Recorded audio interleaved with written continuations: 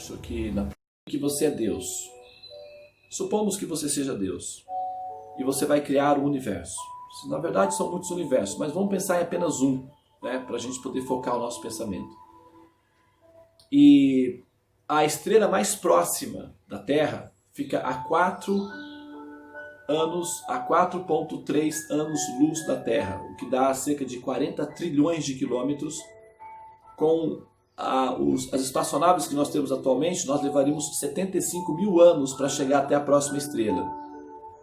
E foi descoberto recentemente que tem um planeta lá muito parecido com as condições da Terra e que possivelmente tem vida. Inclusive encontraram água em abundância nesse planeta e fica numa zona habitável ao redor de uma estrela, que é uma anã vermelha. E os cientistas estão eufóricos para conseguir chegar até lá. Bom, agora a distância é 43 trilhões de quilômetros e tem que se vencer essa distância. Se você fosse Deus e você tivesse que criar o universo, por que você colocaria vizinhos tão longe um do outro? Por que Próxima Centauro, que é a estrela que controla esse planeta, chama-se Próxima B, a estrela na verdade. Alfa Centauro é um conjunto binário de duas estrelas e tem uma estrela que é uma anã vermelha, pequena, próxima. E essa estrela que é a Próxima C. Então, se a gente for analisar essa distância, não é? Por que Deus faria as coisas tão distante uma das outras? Por que ele colocaria... Pois é, vamos fazer o Mahamantra, o áudio está atrapalhando, vamos fazer o Mahamantra e depois eu continuo isso daí, tá? Que é um assunto interessante. Mas, vamos lá. Depois eu retomo o assunto, tá bom, pessoal? Vamos dar sequência aqui no Mahamantra. Agora são 7 horas e 20. Hoje eu vou falar sobre uma coisa extremamente interessante e curiosa.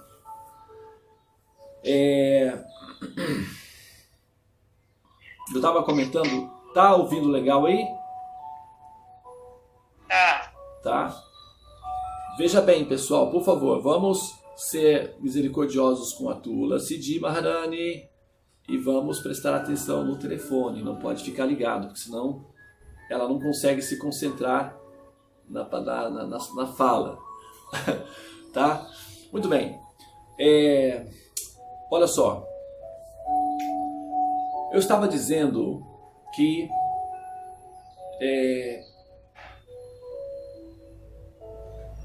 são duas coisas que estão correlacionadas entre si e que tem uma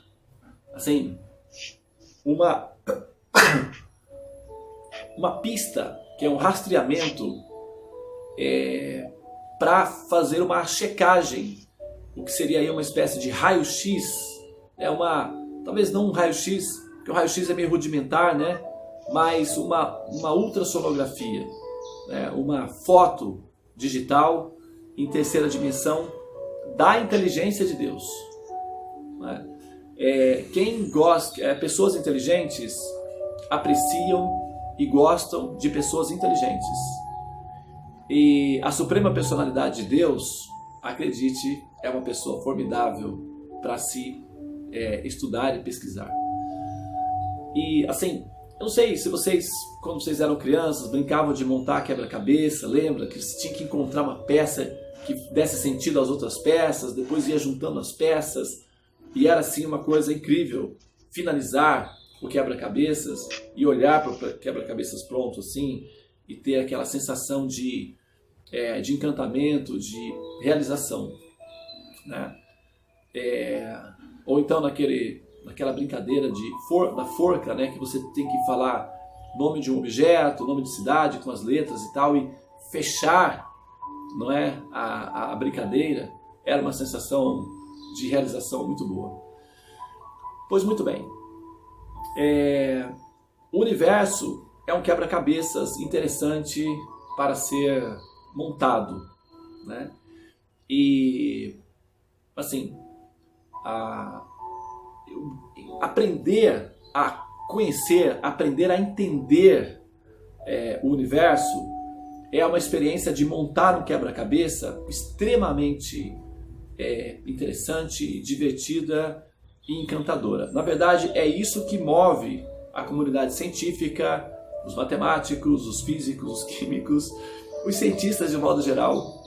Eles são simplesmente crianças encantadas com o quebra-cabeças. Eles são como crianças ocupadas na terapia ocupacional de montar o quebra-cabeças. E a cada vez que ele monta o quebra-cabeças, uma pecinha, dá uma realização encantadora, simplesmente maravilhosa, né? E falando nisso, recentemente foi encontrada uma pecinha que se encaixa muito perfeitamente na estrutura do reconhecimento, né, de como é que o cosmo, ou o universo, ele é montado.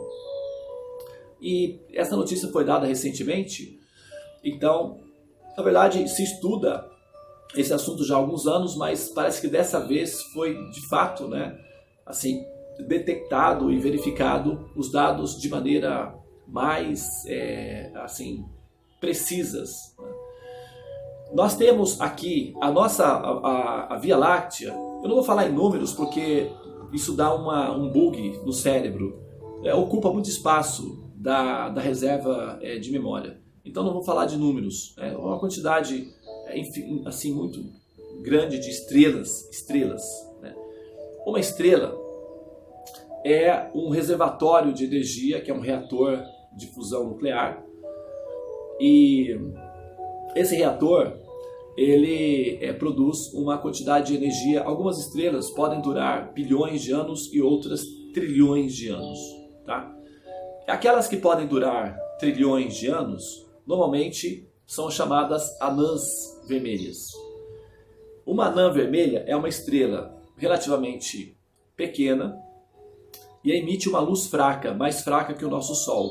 O nosso Sol é uma anã branca, né? O nosso Sol vai se transformar numa anã branca no futuro, mas a cor do nosso Sol é branco. Mas o nosso Sol é mais intenso, tem mais radiação. Bom, acontece que próximo do nosso Sol, que é a nossa estrela, tem a próxima estrela, próxima da nossa, a estrela mais próxima, porque assim, para você ter um planeta habitável, você precisa de uma estrela que é um gerador de energia, tá? Para alimentar a possibilidade de vida. Então, é preciso encontrar primeiro a estrela e verificar ao redor da estrela se tem planetas ali. E existe uma área, assim, ao redor da estrela, tem áreas que são habitáveis e áreas que não são habitáveis. Muito próximo da estrela não é habitável, porque fica tórrido. Muito distante da estrela não é habitável, porque fica gélido. Então, você precisa de uma região intermediária. Sempre que tem uma estrela e tem um planeta orbitando nessa região intermediária, então existe uma alta probabilidade de aí ter se desenvolvido a vida como nós conhecemos, baseado em carbono. Então nós estamos aí buscando planetas que sejam semelhantes à Terra para nós, enfim, conhecermos, né, a nossa vizinhança. E então, a nossa próxima estrela, a estrela mais próxima da Terra ou do nosso sistema solar, é a estrela conhecida como Alfa Centauro. Essa palavra Centauro é uma palavra aramaica e fica na constelação, que é a constelação de Sagitário, e que é o carneiro, né, que é o metade homem, metade leão, o centauro, e metade cavalo, aliás, metade homem. E ela fica, essa estrela, ela fica exatamente no casco do centauro, tá? Só para ter uma localização. E ela fica a 40 trilhões de quilômetros da Terra, tá? 40 trilhões de quilômetros. Isso, se a gente fosse a espaçonave que nós temos atualmente, que poderia fazer uma viagem até lá, ela necessita de 1 segundo para percorrer 60 mil quilômetros, né? 60 mil quilômetros por segundo. Isso é meio absurdo de veloz, mas é o que nós temos. Então, só que é muito lento para chegar em Alfa Centauro, assim, 60 mil quilômetros por segundo, é como uma tartaruga tentando atravessar o deserto do Saara. Vai demorar 75 mil anos para chegar até Alfa Centauro. Quer dizer, vai acabar não dando certo, né? Então, tem que ser uma outra alternativa. Já existem tecnologias a laser que poderia diminuir isso daí para 10 anos ou 20 anos. Só que é muito caro e os governos não se interessaram em fazer o investimento ainda. Muito bem. Agora, por telescópios, já se conseguiu verificar que existe água nesse planeta em abundância na superfície. Se verificou que em Marte, no subterrâneo, existe muita água em abundância. E a partir de Marte, que seria um poço de gasolina, como por exemplo para reabastecimento, se poderia dar um salto até Alfa Centauro. Mas aí, o que acontece? A pergunta, então, essa é uma informação astronômica, mas a pergunta é a seguinte. Imagine que você seja Deus, certo? Vamos supor que em Alfa Centauro é uma combinação binária. Para nós aparece aqui como sendo uma única estrela, mas quando a gente chega lá perto, são 3 estrelas. Tem Alfa A, Alfa B e tem a próxima Centauro, que é uma estrelinha que fica próxima, que é essa daí, que é o foco onde tem o planeta. Tá certo? Então,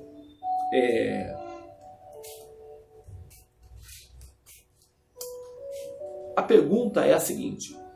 Supomos que em Alfa Centauro, ou próxima B, ou próxima C, aliás, tenha vida, como nós entendemos, e tenha uma civilização inteligente como a nossa. Isso é um otimismo, né? Porque nós estamos admitindo que nós somos inteligentes, isso de certa forma é otimista. Mas vamos supor que, do ponto de vista técnico, haja uma civilização inteligente em Alfa Centauro.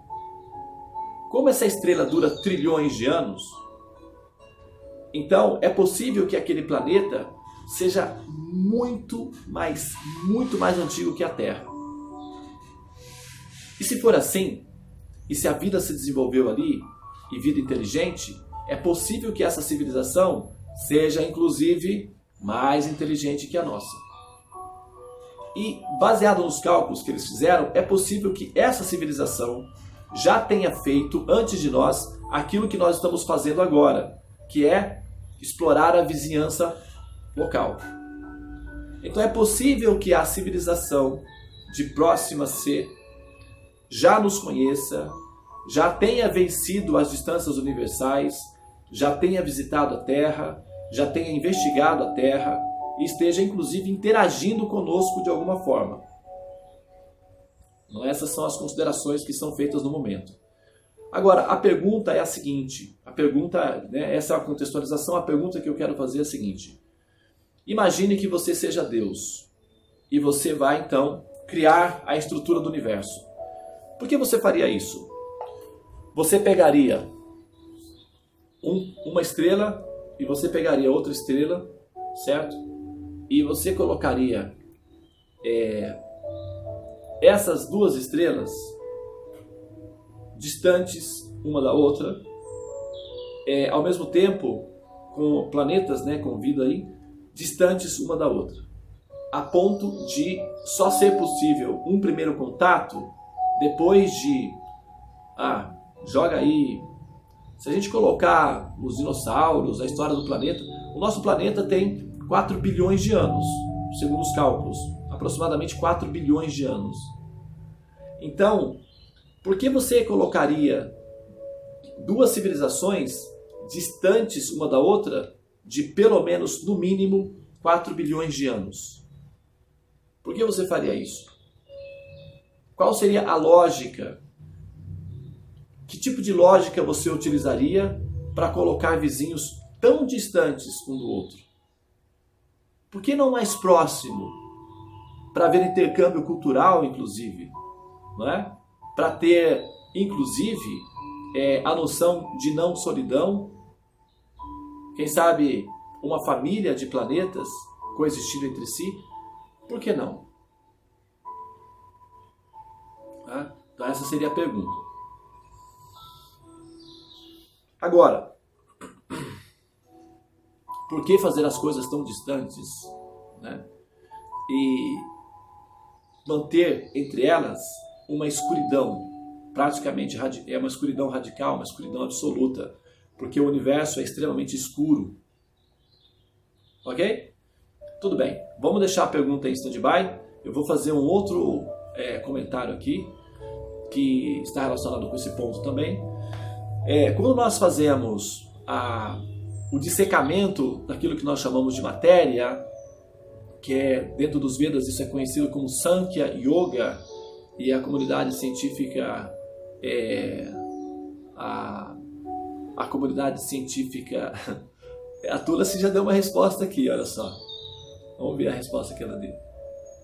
Achei legal a resposta dela, viu?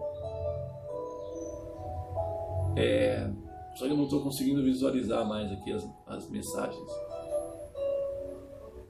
Agora sim. Vamos ver. A resposta que ela deu é a seguinte. Para dar tempo do desenvolvimento espiritual e não ter civilizações querendo controlar a outra. Eu acho que você já me ouviu falar disso, não foi tudo assim? Você já ouviu eu mencionar esse assunto? Abra seu microfone, Tulasi, por favor. Eu tô dando positivo pra você aqui. Acho que eu já te ouvi. Tô meio ceguinho. Tá, você colou, não foi? Espertinho. Mas isso mesmo, pode colar, viu? Captei mental. Captou, né? Captou. Ok. Muito bem. Bom, então eu vou dar uma outra informação, depois a gente junta as duas peças, tá? Que são pecinhas, né, que nós estamos montando. A comunidade científica encontrou essa pecinha. Agora, a nossa responsabilidade é encaixar essa peça dentro da nossa pesquisa fundamental, que é a investigação, não é, da pessoa Deus e do modus operandi, da inteligência Deus. Isso é muito legal. Mas, como eu disse, esse sistema de dissecação da matéria entre os humanos, isso é chamado de empirismo. Empirismo, né? Empirismo. Agora, também ciência, né? Dentro dos Vedas, isso é chamado de Sankhya Yoga. Yoga significa unir-se ao Supremo. E Sankhya significa juntando as pecinhas. Então, Sankhya Yoga significa montar o quebra-cabeça ou dissecar a matéria, que também significa justamente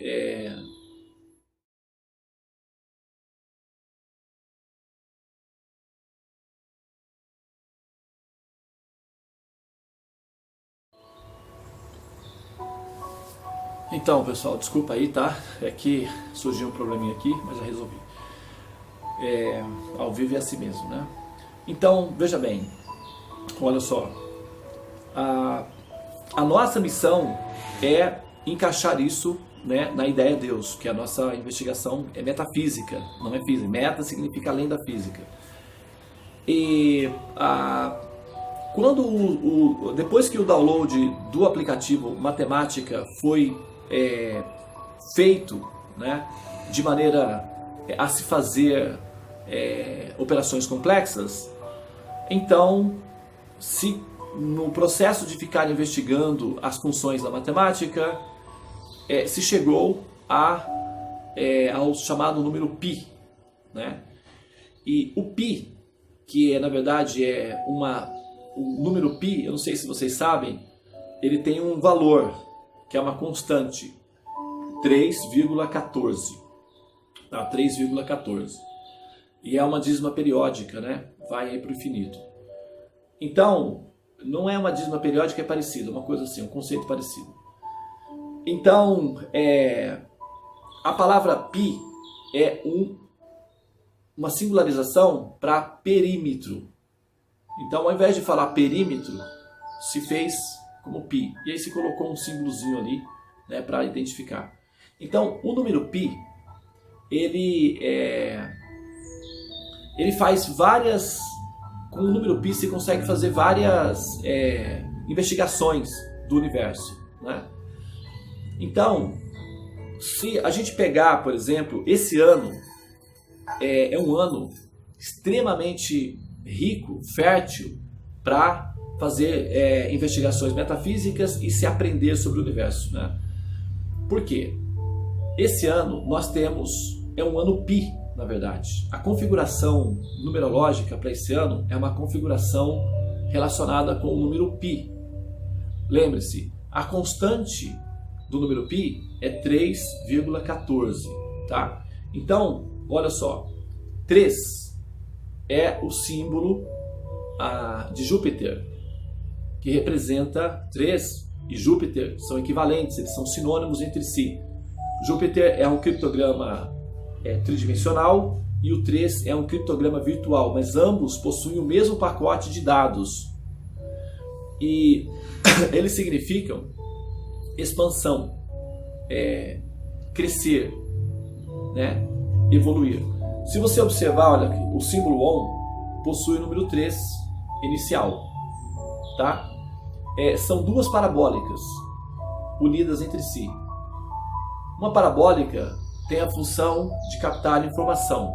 Duas parabólicas juntas potencializa isso, tá?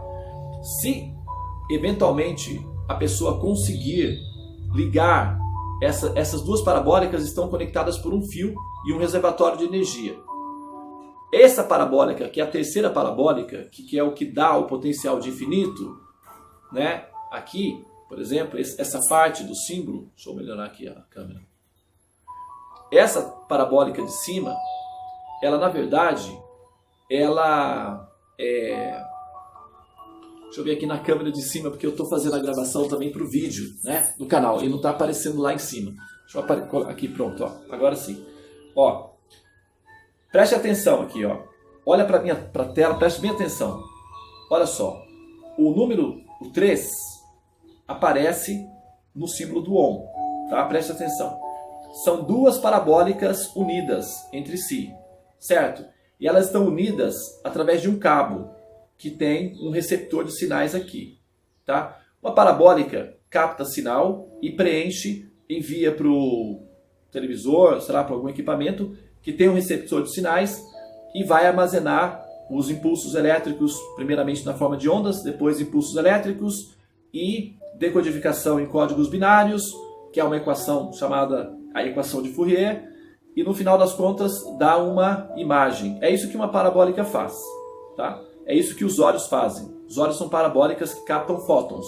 O cérebro é que faz o registro da imagem, tá? Só que essas duas parabólicas, elas são relativamente rudimentares, né? Por quê? Porque elas precisam de fios. Elas estão ligadas por cabo. E tecnologia de futuro não usa cabos. Sem fios, tá? Então, essa parabólica, essa terceira parabólica é uma tecnologia de futuro. E aqueles que conseguem captar sinais suficientes conseguem fazer a operação de produzir um tipo de tecnologia que conecta o reservatório a essa terceira parabólica aqui, tá? Então, quando você junta 3 numa operação, se consegue fazer operações de infinito. Por exemplo, nós temos 3 cores primárias. E essas 3 cores primárias, ao misturarem-se, dão a tonalidade daquilo que nós entendemos como o infinito. Tá? Então, sempre preciso de uma combinação mínima de 3 para se conseguir o objetivo final, que é o infinito. Muito bem.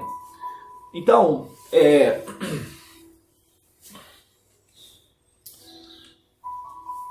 essa parabólica de cima, que é uma parabólica que não tem fios, se faz a conexão através de uma tecnologia que é conhecida como a Vigiana, que significa a realização suprema. Inclusive, essa parabólica ela fica acima das outras. Tá certo? E ela capta, isso daqui é a glândula pineal. Tá? Então, é o receptor principal, é um chip de armazenamento de dados infinito. Então, a capacidade da glândula pineal de processar informações transcendentes ou metafísicas é simplesmente algo desconcertante. É uma nanotecnologia absurda e fantástica. É uma bolinha de cristal, é a coisa mais linda, que é uma bolinha de cristal. E essa bolinha de cristal é um armazenador de dados e consegue fazer decodificação de códigos transcendentes. E ela está aqui. Então é preciso ativá-la. E isso se faz gradualmente através de sadhana, mantras e alimentação sem violência. A alimentação com violência não faz essa conexão, não liga, não descalcifica a glândula pineal. Pode desenvolver alguns conceitos de religião, pode se melhorar como ser humano e tudo, mas não faz a ligação que é necessário fazer para ter essa realização suprema. É necessário que o jogador seja pacífico. Um jogador muito pesado não consegue fazer movimentos rápidos. Então é preciso que ele tire da sua configuração o elemento pesado da violência, que é justamente o hábito de se alimentar de forma violenta. Então isso tem que ser resolvido antes para que essa parabólica, esse receptor de sinais, seja devidamente ativado. E esse receptor aqui, ele é o Sahasrara Chakra, que é o que nós estamos estudando agora no momento. Esse é o Sahasrara Chakra. Tá? Muito bem. Então, o 3 está na base operacional. E o 3 está na base do Pi, né? Do número Pi. Nós temos o 3, o 1 e o 4. O planeta Júpiter, ele está, nesse ano, dentro de uma configuração de um alinhamento extremamente raro, que acontece a cada 800 anos. Ok? E ele está alinhado com Mercúrio, porque esse ano é regido, ou a criptografia desse ano, o código de barras desse ano está direcionado para o criptograma, que é o princípio Mercúrio, porque nós estamos no ano de 2021. 2 e 2 é 4, e mais 1 é 5. E 5 é o criptograma correlacionado com o planeta Mercúrio. Mercúrio significa inteligência e curiosidade. Já falei isso aqui algumas vezes, vou mencionar novamente.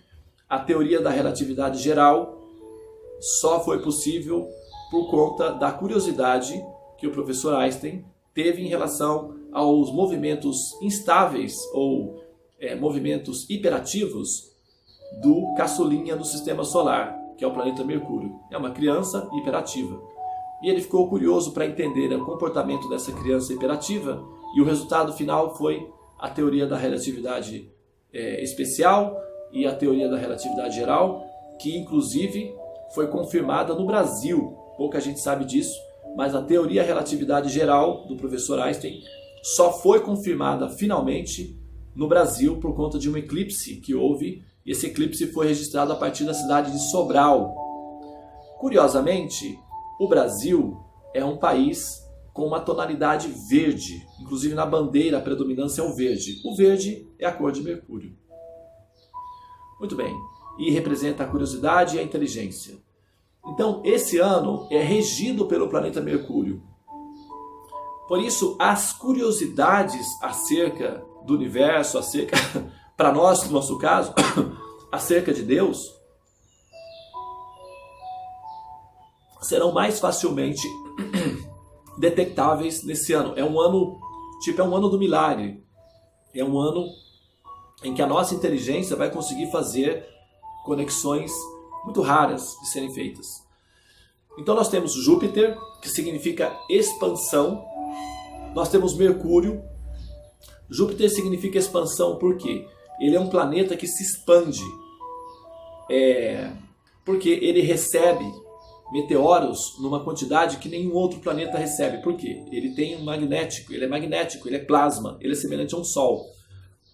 Alguns astrônomos dizem que Júpiter é o Sol que não deu certo, ou é o Sol que ficou no embrião. Sabe como tem a gestação, que não vai para frente o embrião, ele fica no embrião?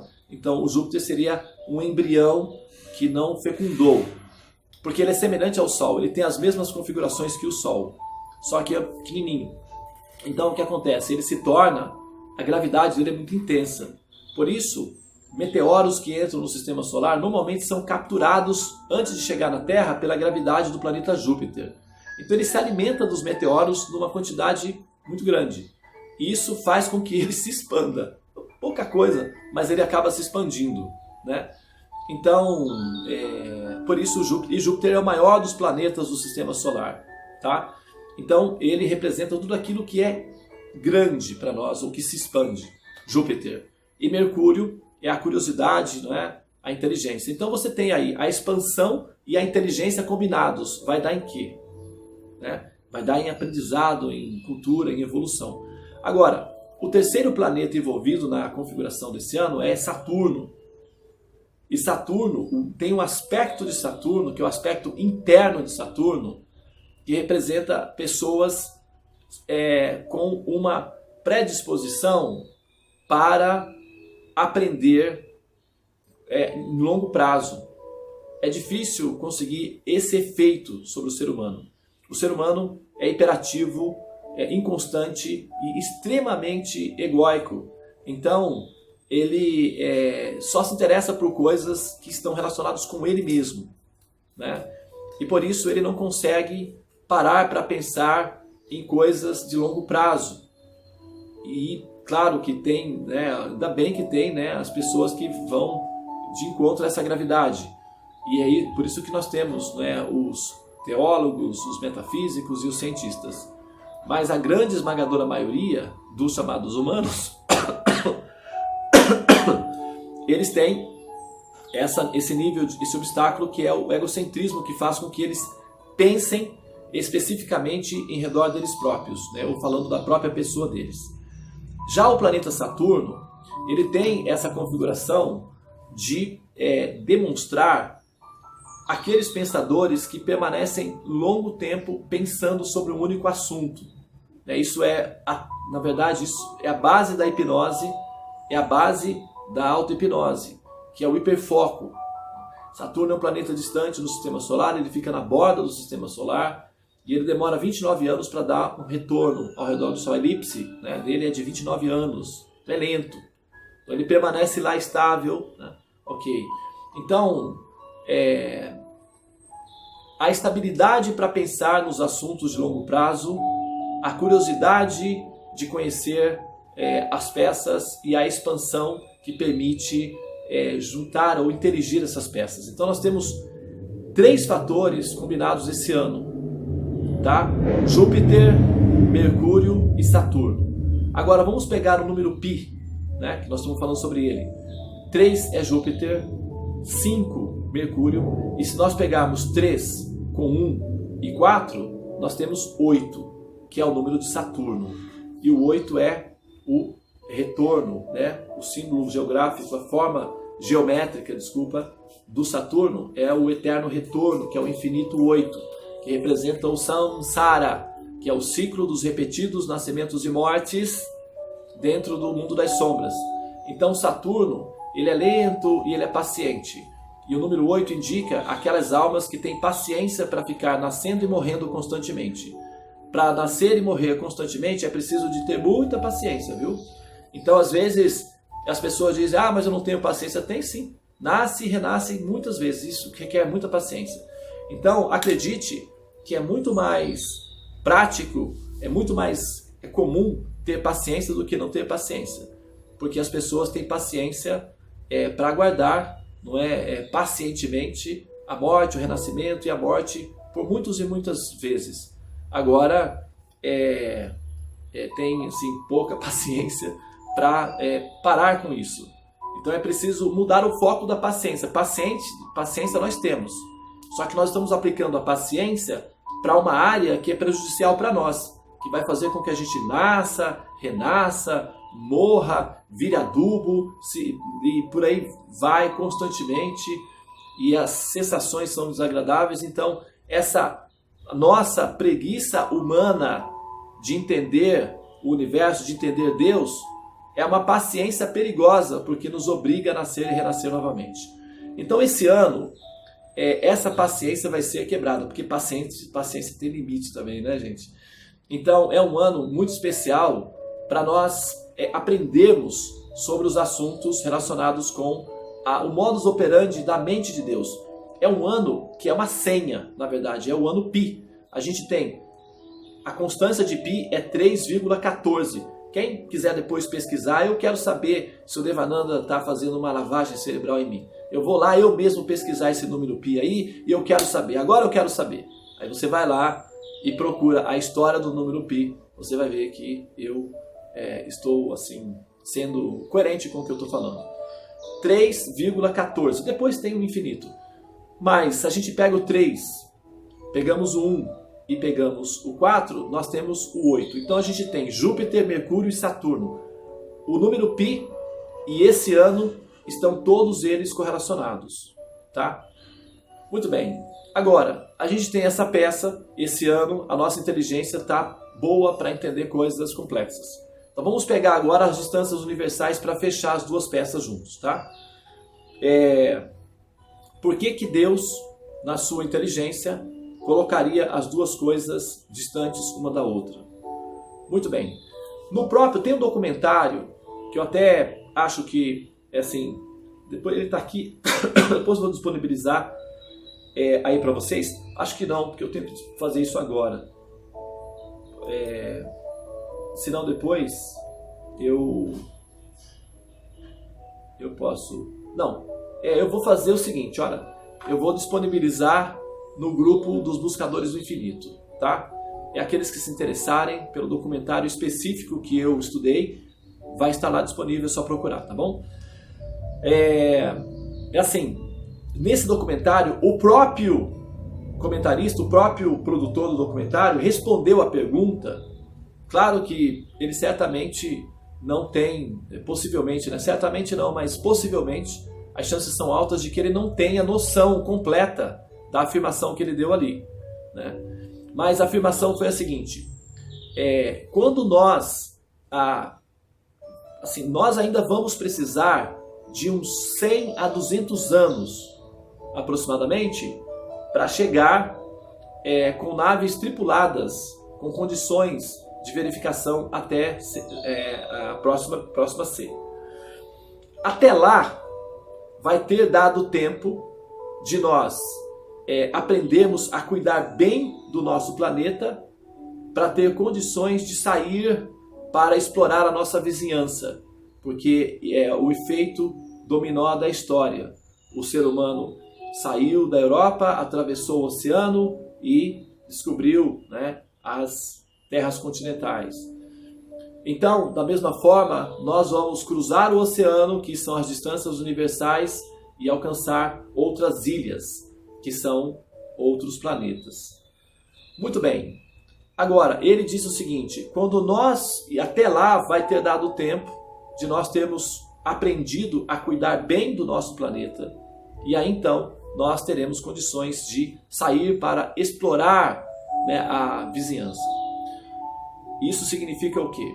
Significa que essa exploração vai ser segura, essa exploração vai ser consciente, vai ser respeitosa, não vai ser invasiva, não vai ser violenta, não vai ser agressiva ou destrutiva, não vai ser predadora, como foi no caso da exploração dos europeus no continente americano, enfim, na exploração de modo geral nos diferentes continentes, né? Que é baseado em muita violência e guerra. Então, essa distância universal é o tempo que a comunidade humana precisa para aprender a lidar consigo próprio de maneira pacífica, sem violência. E uma vez que esse assunto foi resolvido, dá para interagir com outras civilizações. Por quê?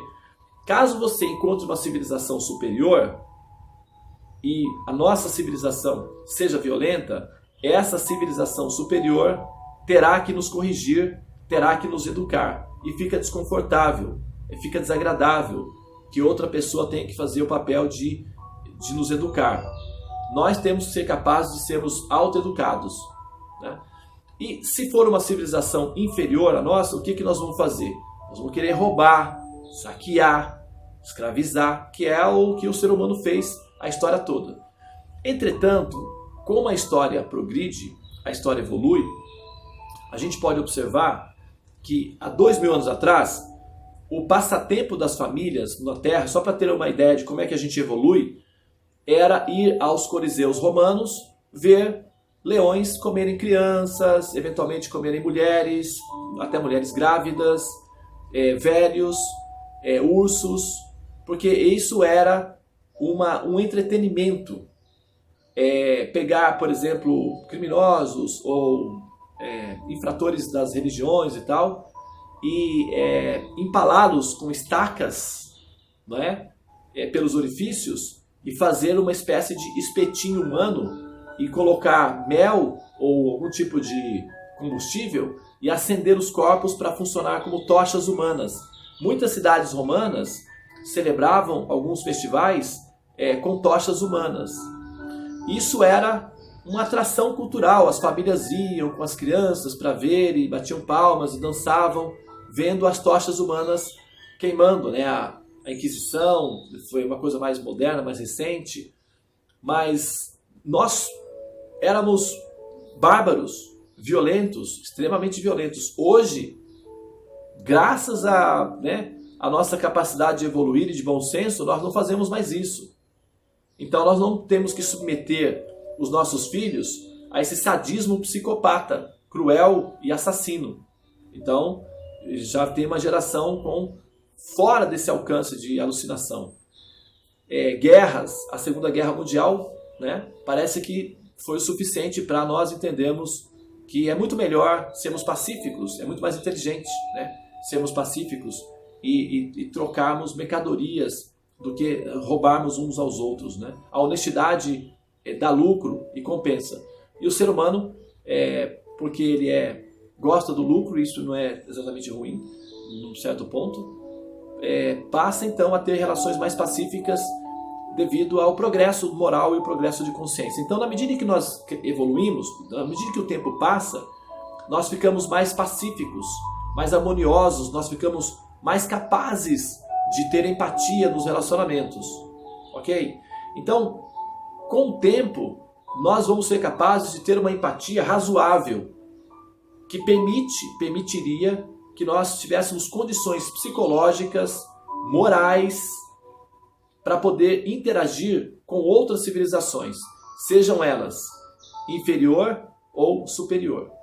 As civilizações que são superiores à nossa, são mais velhas, mais antigas, que já alcançaram esse nível tanto de tecnologia como de empatia, porque a tecnologia ela não está necessariamente associada com a empatia, mas ela está aproximada, não é? Porque a tecnologia se desenvolve muito mais rápido quando você tem uma comunidade de intelectuais que estão livres para pensar aqueles assuntos. Eles não estão sendo ocupados para pensar em como matar os outros. Então, quando os intelectuais eles estão livres para pensar em coisas positivas, fica muito mais rápido o desenvolvimento intelectual. E para você ter uma comunidade de intelectuais pacíficos, que pensem positivamente, você precisa de um ambiente pacífico, não pode ter guerras, né? Então, na medida em que não tem guerras, significa o quê? Que a comunidade está pacífica, tem intelectuais, e os intelectuais então produzem tecnologia. Então, uma coisa vai com a outra, né? Apesar de não estar ligado, está aproximado. Então, na medida em que nós evoluímos, nós vamos abandonando hábitos bárbaros e aderindo a hábitos mais coerentes nos tratos dos relacionamentos pessoais. Então, é uma terapia de grupo baseado em relacionamentos humanos, né? E nesse caso, quando nós alcançamos o nível moral, nível psicológico, de sanidade, de estabilidade psicológica, a ponto de sermos capazes de valorizar e respeitar a vida, porque a gente está vendo que é um fenômeno relativamente raro no universo, então valorizar a vida é extremamente inteligente, então nós somos capazes de valorizar a nossa própria vida, nós seremos capazes de valorizar as outras, né? Então, assim, aquele que consegue manter o próprio quarto organizado, a própria casa limpa, é capaz de também, sabe, eventualmente ajudar a outros a fazê-lo, né? Como Jesus disse, antes que você vá prestar uma queixa de um irmão, de um amigo perante Deus, verifique se os seus olhos não possuem impurezas, porque primeiro é preciso tirar o cisco dos olhos para então se aproximar de Deus. Então cuida, aquele que vai entrar no altar deve primeiro lavar as próprias mãos.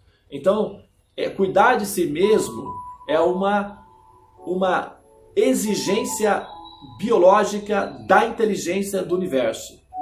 Então nós estamos aprendendo a nos cuidar de nós próprios, aprendendo a nos tornar pessoas sóbrias, e quando já existe um cálculo aproximado de tempo que isso vai, né? Porque as civilizações, elas não são tão diferentes uma da outra assim não, tá?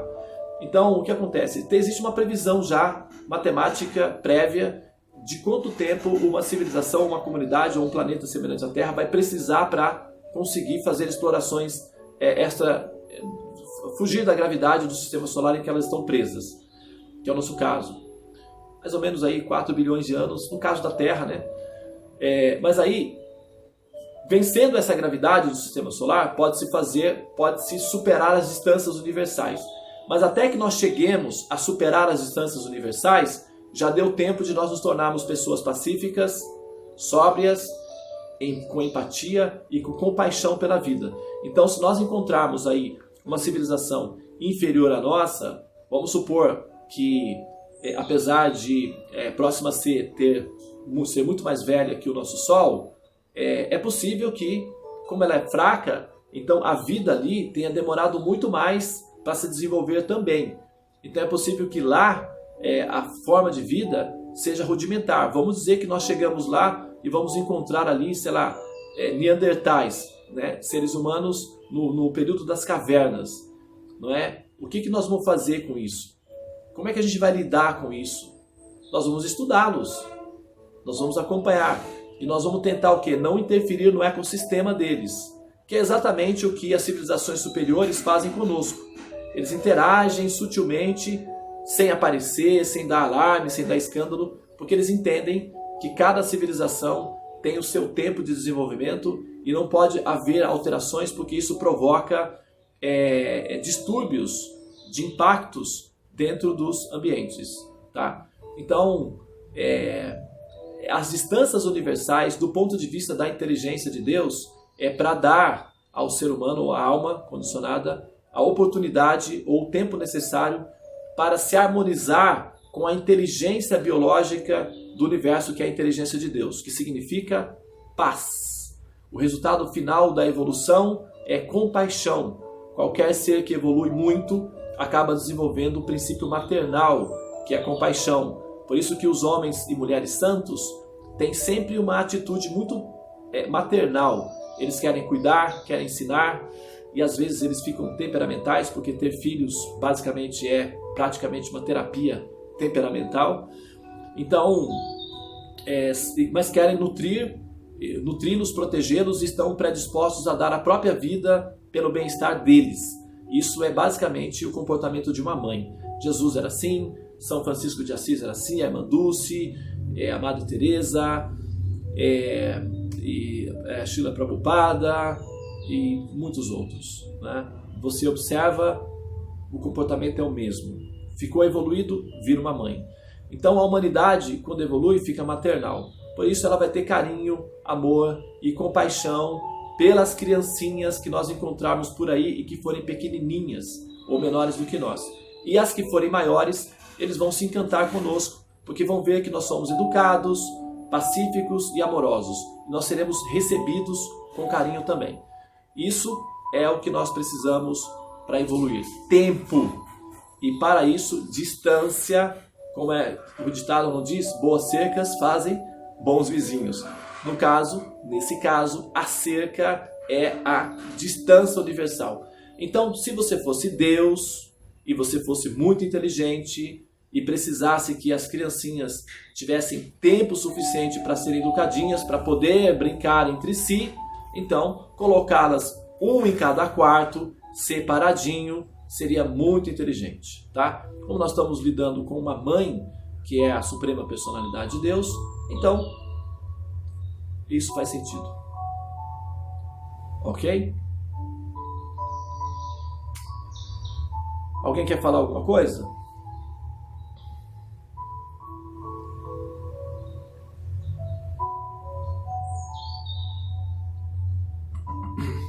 Falando em crianças, ó. Olha lá. Sempre que eu vou fazer o envio dos mapas, eu faço os mapas. Daí eu tenho que mandar pelo correio. Eu junto uma quantidade de mapas. Eu vou no correio e vejo o valor que deu para enviar e coloco 10% desse valor a mais e colocamos lá de doação para o Hospital do Câncer das Crianças, aqui de Barretos, se eu não me engano. E isso é uma doação que nós estamos fazendo em conjunto, né? Porque esse valor é o valor que as pessoas mandam para o correio. Então eu coloco uma taxinha a mais ali e dou de doação para as crianças no Hospital do Câncer. E aí eles sempre dão assim uns copos, né? E eu ganhei esse daqui da última vez, ó. Então eu estou usando ele. Mas então é isso daí, tá, pessoal?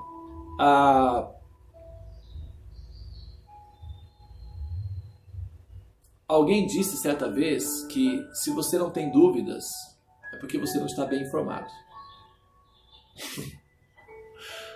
Muito bem. Parece que não tem dúvidas, né? Ficou muito claro isso. Vou fazer uma pergunta então individual, tá bom, pessoal? Não se preocupe não que vai ser uma pergunta simples, tá? Eu vou perguntar para o Paulo Vitor. Paulo, por favor, querido, coloque sua câmera. Olha aí.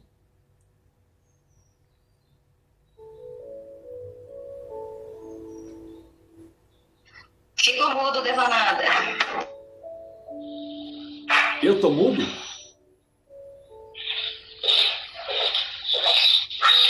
Paulo. Escuta. Você acompanhou a explicação? Acompanhou a explicação? Acompanhou ela inteira, a explicação? Sim. Tá. Se você fosse Deus, por que você colocaria distâncias tão colossais entre nós?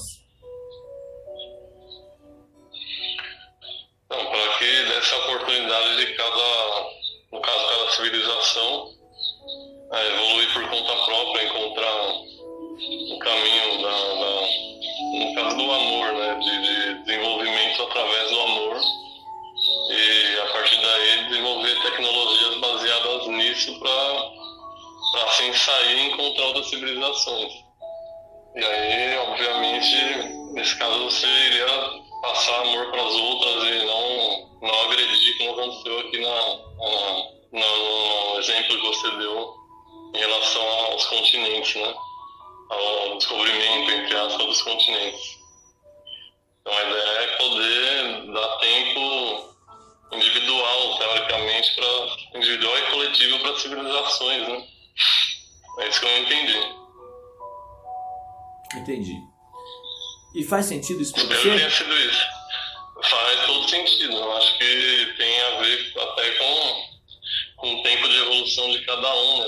Da individual, individual aqui da Terra, até desde a infância até, vamos supor, você nasce, né? Você cresce, encontra problemas e meio que você sai, né? Para procurar soluções e volta com as soluções para resolver os problemas. Eu acho que tem uma analogia aí. Então é coerente pensar isso? Na minha opinião, bastante coerente. Alguém disse que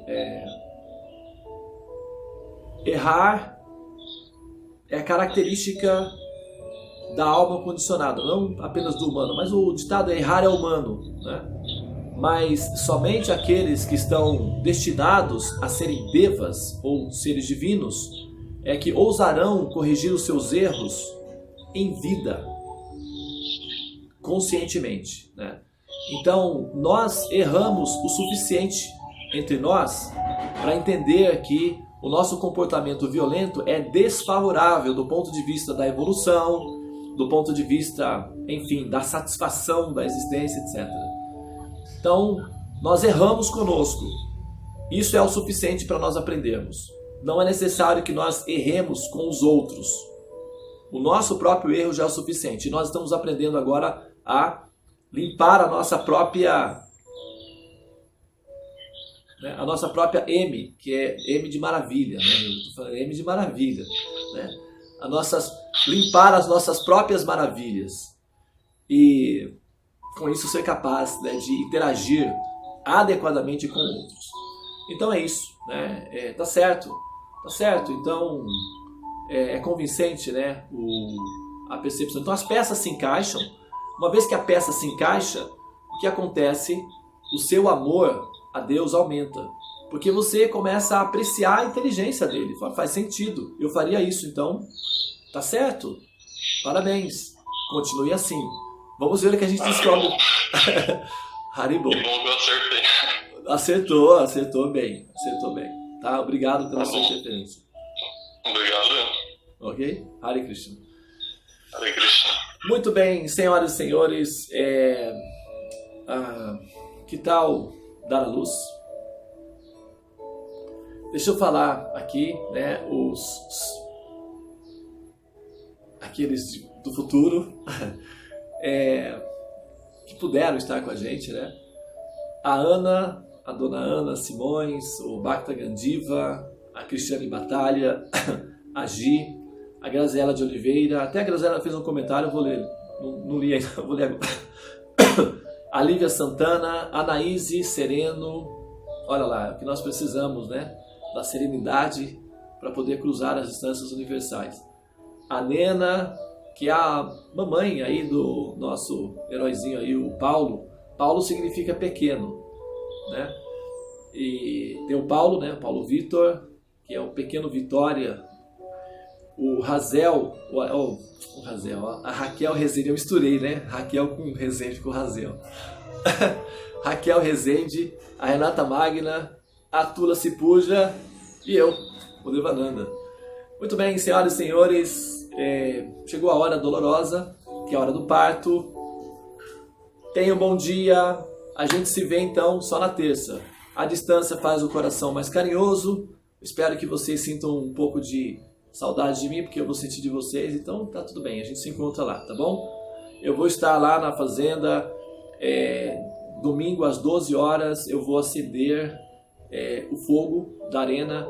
Então se você quiser harmonizar-se comigo nos mantras e ter aí uma conexão com o Senhor Mantreshvara, que significa o Senhor dos Mantras, então às 12 horas e 40 minutos será um horário muito bom para você se sentar e entoar uma volta do Mahamantra em a conexão comigo.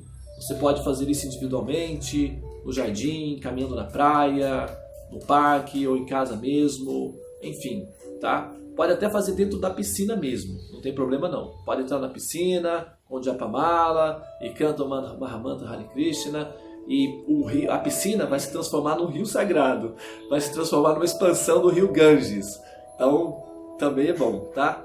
Muito bem, então, chegou a hora do... deixa eu só ler aqui o comentário que a Graziela fez, né? A Graziela diz o seguinte, porque eu mencionei que alguém disse certa vez que se você não tem dúvidas, é porque você não está muito bem informado, que na medida que você vai se informando, o campo da dúvida vai aumentando. É como assim, bom, então ela fez o seguinte comentário, né? Se não tem dúvidas, é porque foi bem explicado. Realmente a explicação ela é bem coerente, né? Bem assim, didática, é plausível. Eu passei assim, muito tempo pensando sobre o assunto e vendo uma maneira de fazer uma abordagem sobre o tema. E esse ano, né, que é o ano do Pi, que é o ano bem configurado para isso, então está acontecendo nesse momento, tá? O professor Niels Bohr, que foi o criador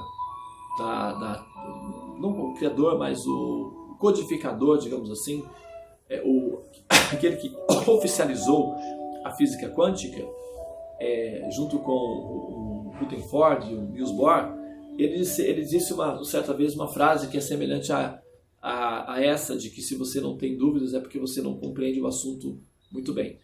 Então, se você não tem conhecimento, a física quântica é assim: se não te deixou espantado, assustado, perplexo e confuso, é porque você não entendeu a física quântica ainda, né?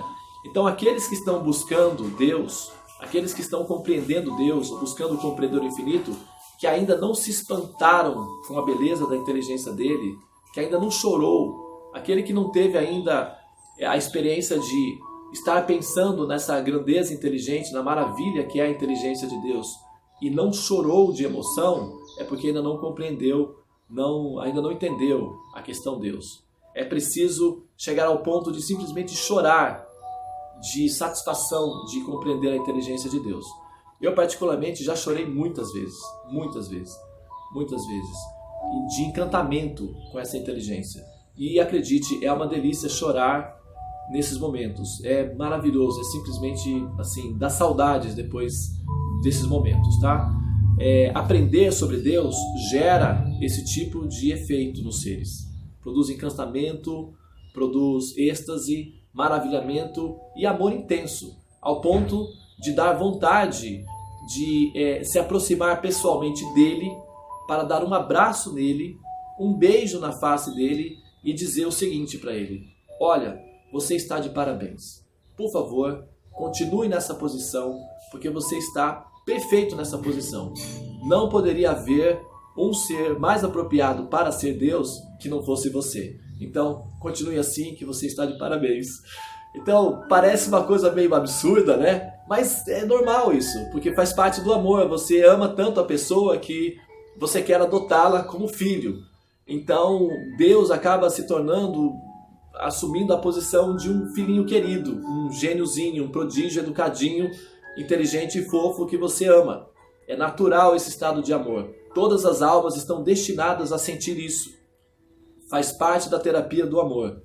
Para isso é necessário conhecê-lo apropriadamente, né? E existem muitas propagandas negativas a respeito dele, mas eu acho que com o estudo do Sahasrara Chakra a gente vai conseguir eliminar essas propagandas negativas e vamos então ter uma ideia mais natural, mais feliz e mais correta acerca da existência do princípio, que é a existência da Suprema Personalidade de Deus, e sentir amor por essa pessoa, porque é isso que nos qualifica para estar com ela, né? Ou seja, amando-a. Muito bem, então, senhoras e senhores, agora sim, chegou a grande hora, né? Momento do parto, momento doloroso da partida. Vamos entrar em trabalho de parto porque nós vamos partir. Isso significa dar à luz, tá? Namastê. Beijo a luz. Tchau, namastê. Até mais para quem vai ficar comigo à noite. Tchau, namastê. Tchau, tchau para todos. Tchau, Hare Krishna. namastê. Tchau, bom dia. Tchau.